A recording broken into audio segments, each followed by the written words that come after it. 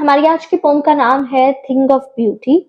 अब thing of beauty it is written by John Keats, and John Keats एक बहुत ही फेमस रोमांटिक राइटर हैं, रोमांटिक पोएट हैं। रोमांटिक पोएट्री का मतलब होता है समथिंग विच डिफाइंस ब्यूटी, या फिर जो नेचर से रिलेटेड है। ऐसी पोम या ऐसा राइटर जो अक्सर नेचर की ब्यूटी एंड नेचर के बारे में या नेचर की तारीफ करता है, that is probably a romantic writer.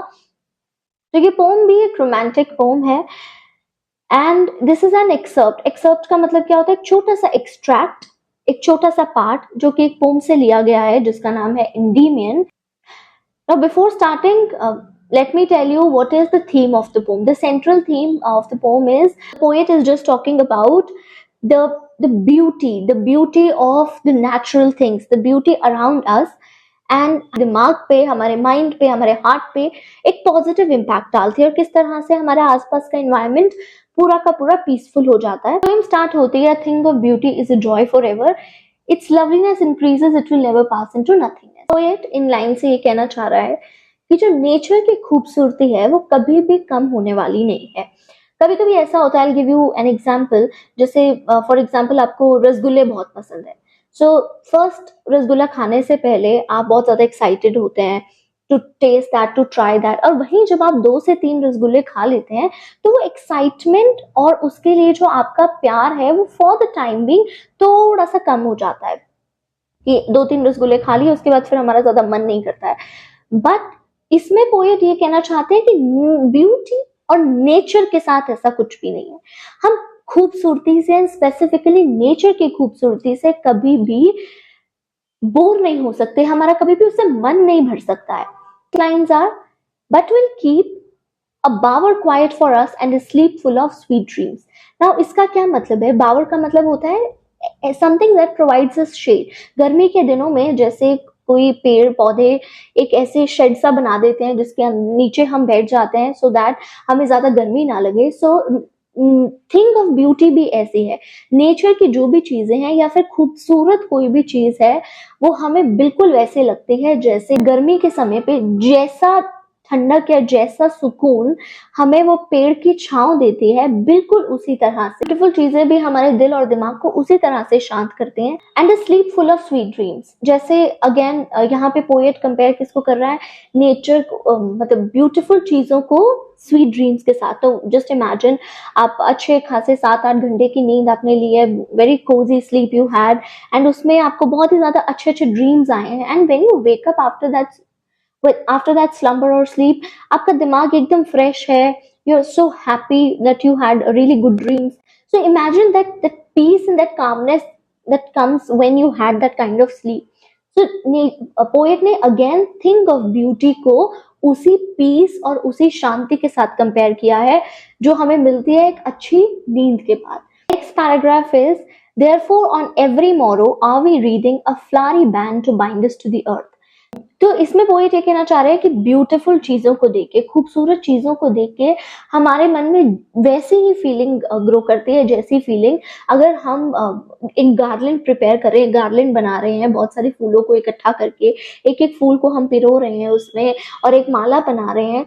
तो वो जो खूबसूरती है उसको बनाते वक्त जो हमारे मन में ख्याल आते हैं, जो हमारे मन में पीस आता है, एग्जैक्टली वैसा ही पीस और ख्याल हमारे मन में कब आते हैं? जब हम ब्यूटीफुल चीजों को देखते हैं। Spite of despondence of the inhuman dearth of noble natures of the gloomy days, अब वो पोएट कह रहा है कि अगर ये ब्यूटीफुल चीजें ना हो तो हमारा जो जिंदगी है वो एकदम से ग्लूमी हो जाएगी, एकदम से सैड हो जाएगी। इस धरती पे इतना दुख है, इतनी तकलीफ है, इतनी प्रॉब्लम्स हैं, लोगों में पास इतनी शॉर्टकमिंग्स हैं, इतनी सैडनेस है, बट इसके बावजूद भी हम जिंदा क्यों हैं? How are we alive on this earth? Only and only because of the beautiful things. Again as I said, beautiful चीजों की वजह से हमारा स्ट्रेस लेवल, हमारा मेंटल पीस वापस आ जाता है। All the unhealthy and over darkened ways made for our searching, yes, in spite of all, some shape of beauty moves away the pall from our dark spirit. Pall means sadness. सो इसमें poet कह रहा है कि इतनी सारी tension, stress, anxiety होने के बावजूद भी ब्यूटीफुल चीजें हैं, नेचर की ब्यूटीफुल चीजें, can be plants, flowers, trees, mountains, पहाड़ लोगों को बहुत पसंद है, बादल, ब्यूटीफुल कंपनी, अच्छे लोग, यही वो चीजें हैं जो हमारे दिल में से जो सैडनेस है, हमारे दिल में से जो भी प्रॉब्लम्स हैं उनको निकालने में हेल्प करती है। तो किस तरह से ये बहुत सारी खूबसूरत चीजें हैं, सन है, मून है, शीप, यहाँ पे ट्रीज ओल्ड एंड यंग, पेड़ पौधे हैं, प्लांट्स हैं जो क्या करते हैं, जो हमारे दिल में से सैडनेस निकाल के it fills our mind, our life with utmost positive vibes. कोई भी चीज जो हमारी हेल्प कर रही है, हमारे माइंड को रिलैक्स करने में हेल्प कर रही है, वो सारी की सारी चीजें थिंग ऑफ ब्यूटी या ब्यूटीफुल चीजों में काउंट होती हैं। For simple sheep and such are daffodils with the green world they live in and clear rills that for themselves a cooling covert make against the hot season the mid forest breeze। अब यहाँ पे poet ये कहना चाह रहा है, अब जो झरने हैं, वो जो झरने फ्लो कर रहे हैं, वो कैसे हमें हेल्प करते हैं इतने गर्म जब सीजन में हम कभी ट्रैकिंग कर रहे हैं या फिर हम पहाड़ों पे हैं, एंड वो पानी का एक झरना हमारी सारी थकान, हमारा सारा टेंशन, हमारा सारा स्ट्रेस, हमारी सारी गर्मी दूर कर देता है। अगली जो लाइन है वो बहुत ज्यादा इंपॉर्टेंट है, and such too is the grandeur of the dooms we have imagined for the mighty dead. Mighty dead का क्या मतलब है? जो लोग मर चुके हैं but they are still powerful, they were powerful when they were alive, and even after their death, after so many years of their death, they are still powerful. Why? They might have done brilliant works for our country, for our mother earth, जिन्होंने अच्छे काम किए, noble people। जैसे we'll take the example of शहीद भगत सिंह जी। अब उन्होंने हमारे country के लिए कितना कुछ किया, अपनी कंट्री के लिए सैक्रिफाइस हुए हैं वो। So he is considered as a mighty dead, जो अभी शहीद हो चुके हैं, पर वो उस समय भी पावरफुल थे और अभी भी पावरफुल हैं। Why? Because even after the martyrdom people still remember them as an inspiration for the country.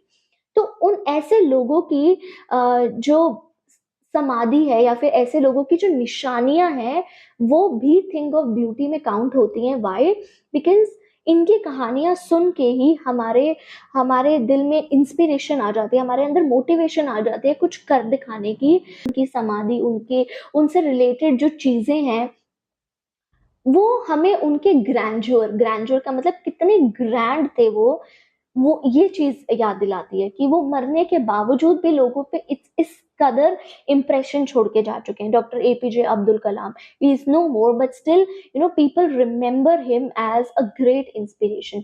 सो ऐसे लोगों की कहानियां, ऐसे लोगों के किस्से, ऐसे लोगों की चीजें भी थिंग ऑफ ब्यूटी में आती हैं, because they also inspire us and motivate us to do good things in our life.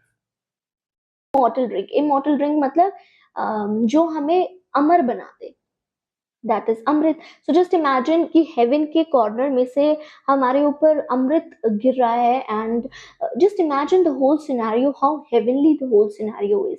बिल्कुल उसी तरह से ये थिंग ऑफ ब्यूटीज, चाहे नेचर से रिलेटेड हो, चाहे ब्यूटीफुल लोग हो, या फिर जो लोग अब इस दुनिया में नहीं हैं, उनकी उनका ग्रैंडर हो, उनकी बड़ी बड़ी कारनामे हो जो उन्होंने हमारे लिए किए, ये सारी की सारी चीजें बिल्कुल वैसे ही लगती हैं जैसे इमेजिन करो कि स्वर्ग से सीधा हमारे पास टपक के अमृत आ रहा हो। Just shifts our mind from being restless to absolute peace। And here the poem ends। I hope you liked it and understood it really well। That's all, thank you, stay tuned, bye bye।